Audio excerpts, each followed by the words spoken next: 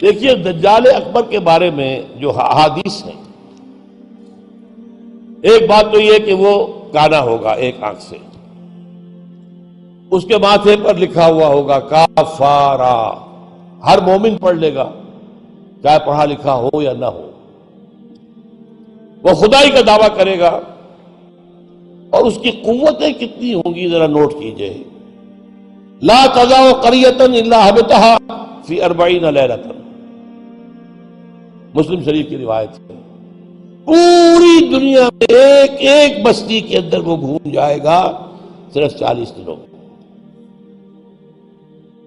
کیسی سواری اس کے پاس ہوگی، کیسی صورت والی سواری ہوگی، اب تو کچھ اندازہ ہے نا۔ آخر ہماری فضا میں ظاہر بات ہے ہمارے ہوائی جہاز 24 گھنٹے میں گزر سکتے ہیں مشرق سے مغرب تک۔ نمبر 2، اس کے 2 کانوں کے مابین 80 گز کا یا 80 ہاتھ کا فاصلہ ہوگا۔ اس کے گدھے کی ماں بین حافر ہمارے ہی حافر آخر مسیرت یومین و لیلۃ، اس کے گدھے کی ایک قدم اور دوسرے قدم کے درمیان ایک دن رات کے سفر کی مسافت ہوگی۔ اب ظاہر بات ہے اس کا گدھا کون ہے آج؟ ہوائی جہاز۔ ینادی بصوت لہ یسمع ما بین الخافقین، کنز العمال میں بھی ہے، مسند احمد بھی حدیث ہے۔ وہ آواز دے گا ایک ایسی آواز سے جس سے مشرق اور مغرب کے درمیان سب لوگ سنیں گے۔ ہو گیا کہ نہیں؟ بش کی تقریر سب سنیں گے کہ نہیں؟ سخرت لہ انہار الارض واثارها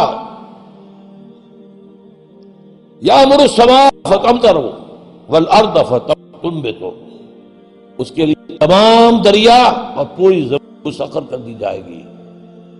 وہ جب حکم دے گا آسمان کو بارش برسائے گا۔ مادر ذات اندھے اکمہا، اس کو ٹھیک کرے گا، کوڑی کو ٹھیک کرے گا۔ یہ حضرت عیسیٰ والے معجزے ہیں۔ یحیی الموتیٰ، مردوں کو زندہ کرے۔ آج جو ہے کلوننگ اس جگہ تک پہنچ چکی ہے کہ آپ کے والد کی قبر سے لاش میں سے کوئی تھوڑا سا ٹکڑا نکال کر والد بنائے جا سکتے ہیں۔ یہ دوسری بات ہے کہ ابھی بحث چل رہی ہے، ہیومن کلوننگ کی کھلی اجازت نہیں دی جا رہی، لیکن آ گیا۔ ایک آدمی کو چیر کر 2 ٹکڑوں میں بانٹے گا اور پھر زندہ کر دے گا۔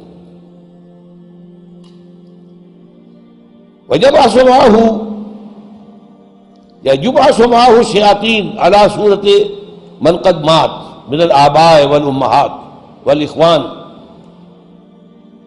فَيَأْتِي أَحَدُهُمْ إِلَىٰ أَبِيهِ وَأَخِيهِ فَيَقُولُ أَلَسْتُ فُلَانًا أَلَسْتَ تَعْرِفُنِي، اس کے ساتھ شیاطین جن کا لشکر ہوں گے، اور ان کی صورتیں وہ بنا دے گا لوگوں کے مرے ہوئے ماں باپ اور بھائیوں کی سی، اور وہ آ کر کہیں گے دیکھو میں تمہارا باپ نہیں ہوں، پہچانتے نہیں مجھے، میں تمہارا بھائی نہیں ہوں، پہچانتے نہیں ہو مجھے، ارے میں تمہاری ماں نہیں ہوں، پہچانتے نہیں ہو، یہ خدا ہے، اس کو کرو سجدہ۔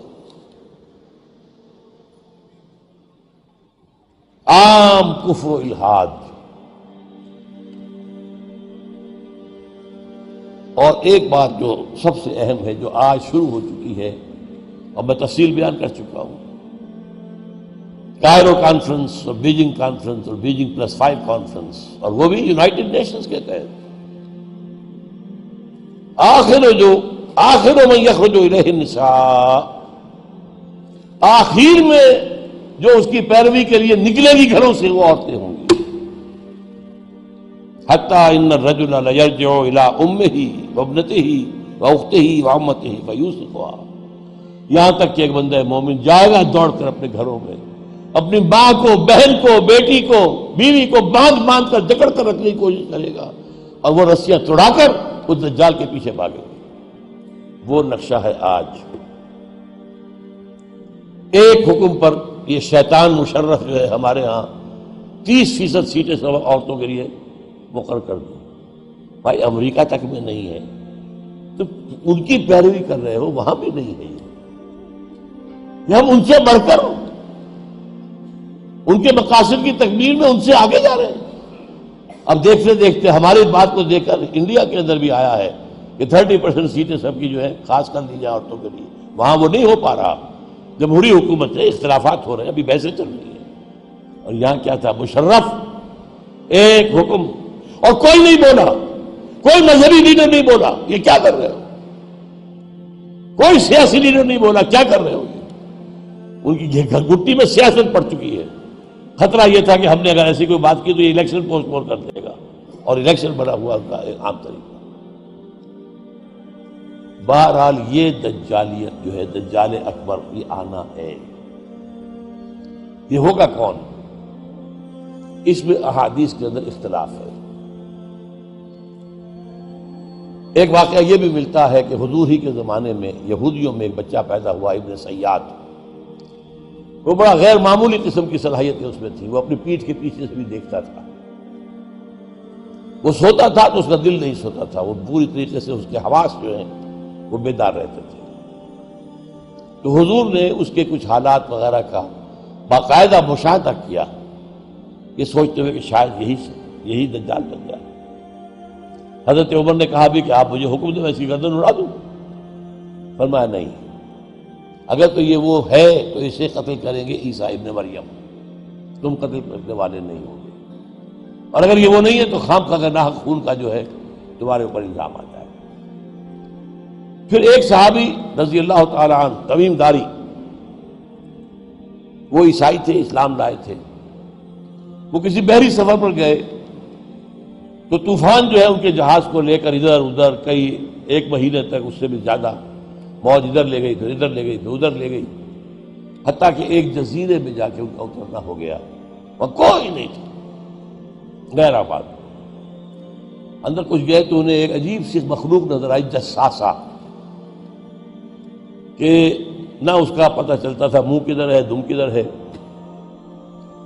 اس نے کہا تم کیا کرنے آئے ہو، دیکھو فلاں صومعہ ہے، ذرا ادھر جاؤ، گھنا جنگل ہے، وہاں جو ہے ایک صومعہ ہے، چرچ ہے، اس میں ایک آدمی تمہارا انتظار کر رہا، جاؤ۔ وہاں گئے تو دیکھا کہ ایک بہت قوی ہے، بہت لمبا چوڑا، رسیوں میں اور چینز کے اندر جکڑا ہوا انسان، انسانی شکل، اور اس سے پھر مکالمہ ہوا، کچھ سوالات کیے، کیا بحیرہ گلیلی میں پانی ہے؟ کہاں جی ہے؟ اچھا، ایک وقت آئے گا کہ پانی نہیں رہے گا، حضرت عیسیٰ علیہ السلام کی آمد کے بعد جب یاجوج ماجوج آئیں گے تو یہ سارا پانی پی جائے، کوئی قطرہ نہیں بچے گا۔ اس طرح کئی سوالات کیے، اور پھر اس نے غالباً یہ کہا کہ میں دجال ہوں، مجھے ابھی اللہ نے گرفتار کیا ہوا ہے، پھر اب وقت آئے گا مجھے چھوڑے گا۔ ایک روایت یہ ہے، جب حضرت آئے تمیم داری تو حضور نے پھر اعلان عام کرایا، مسلمانوں کو جمع کرایا، اور انہیں یہ سارا تمیم داری کا واقعہ سنوایا۔ ایک یہ بھی ہے۔ تو اب یہ کہ اس کے بارے میں یقین کے ساتھ فیصلہ کرنا کہ وہ کون ہوگا، میرا گمان یہ ہے کہ وہ وہی ہے جو ابھی اس صومعہ میں قید ہے، لیکن وہ کوئی جن ہے، انسان نہیں۔ عزازیل جو شیطان لعین ہے، اس کا کوئی بڑا جنرل ہے، جو کہ آخری وقت میں آخری امتحان کے لیے انسانوں کے اللہ تعالیٰ کی طرف سے اس کو چھوٹ دی جائے گی، اور یہ ہوگا حضرت عیسیٰ علیہ السلام کا جو حکومت کا دور ہے 40 برس اس کے آخر میں، اور اسے بھی پھر حضرت عیسیٰ علیہ السلام ہی قتل کرے۔ لیکن اس سے پہلے یہ ہے کہ اتنی بڑی ہوا چل چکی ہوگی کفر اور الحاد کی، اور جو ہے زوال آ چکا ہوگا، کہ پھر حضرت عیسیٰ کا انتقال ہونے کے بعد کچھ ہی عرصے کے بعد اللہ تعالیٰ ایک خاص ہوا بھیجے گا کہ جن کے دل میں بھی ایمان ہے ان کی جانیں بڑی آسانی سے سہولت سے نکل جائیں گی۔ اب دنیا میں صرف کافر، فاسق، ملحد، مشرک، گناہگار لوگ رہ جائیں گے، ان پر قیامت کی ہولناک جو زلزلہ ہے، یا ایھا الناس اتقوا ربکم ان زلزلۃ الساعۃ شیء عظیم یوم ترونها تذہل کل مرضعۃ عما ارضعت وتضع کل ذات حمل حملها وَتَرَى النَّاسَ سُكَارَىٰ وَمَا هُم بِسُكَارَىٰ، یہ جو سختیاں ہیں یہ کفار پر آئیں گی، اہل ایمان پر نہیں آئیں گی۔ اب یہ ہے میرے اور آپ کے لیے انفرادی سطح پر تو فیصلہ کیجئے، ہم اپنے اندر سے دجال کو نکالیں۔ محبت اللہ سے، دنیا سے نہیں، طلب آخرت کی، دنیا کی نہیں، فکر روح کی، جسم کی بھی کرو لیکن اس کی اولاً کرو، اور وہ نظام قائم کرو جس میں حقیقت اللہ کی ہو، جس کے معاشی نظام میں سے سود اور جوئے کو نکال کر باہر کر دیا گیا ہو۔ معاشرہ وہ ہو جس میں عفت و عصمت کی ویلیوز ہو، شرم اور حیا کی ویلیوز ہو، خاندان کا ادارہ مضبوط ہو۔